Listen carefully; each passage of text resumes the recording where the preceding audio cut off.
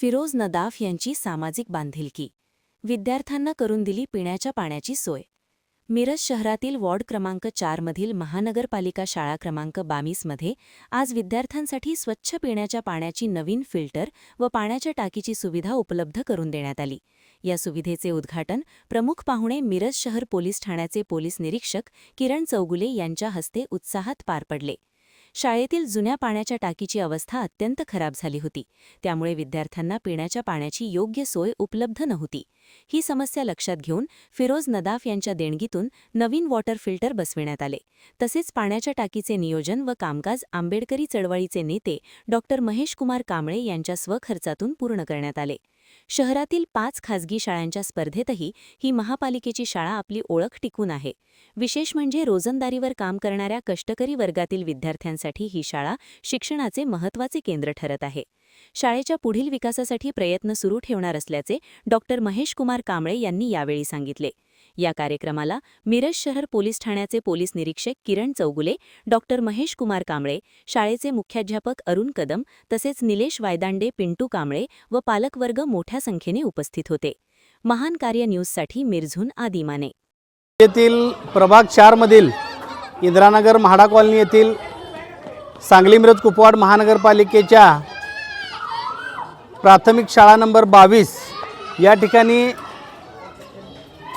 जी मुलं शिक्षण घेतात त्या मुलांना ज्या प्राथमिक सुविधा आवश्यक होत्या त्या प्राथमिक सुविधांची कुठेतरी कमतरता आम्हाला जाणवल्यामुळं गेल्या 8 दिवसामध्ये माझे जवळचे मित्र जे वैद्यकीय क्षेत्रात काम करतात फिरोजभाई नदाफ यांनी रमजान महिन्यानिमित्त या शाळेतील विद्यार्थ्यांना वॉटर प्युरिफायर त्यांनी त्यांच्या वतीनं भेट दिलेला आहे. तसेच त्या प्युरिफायरला लागून बाकीची पाण्याची टाकी जे काय असेल ते सगळं आपण करून घेतलेलं आहे.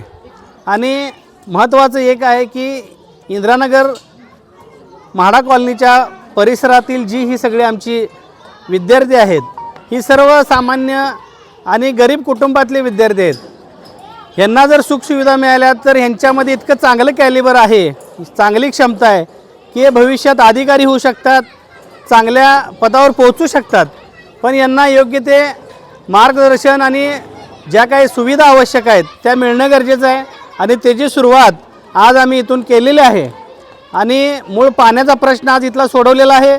भविष्यामध्ये या 22 नंबर शाळेमध्ये या शाळेची नवीन सुसज्ज इमारत कशी होईल यासाठी आम्ही पाठपुरावा करणार आहोत. तसेच या शाळेला लागणारे आवश्यक तसेच या प्रभाग 4 मध्ये महानगरपालिकेच्या जेवढ्या काही शाळा असतील प्राथमिक त्या सर्व शाळांमध्ये ज्या काही गोष्टी गरजेच्या आहेत त्याचीसुद्धा आम्ही दखल घेऊन त्यासुद्धा पूर्तता करण्याचा प्रयत्न करणार आहोत.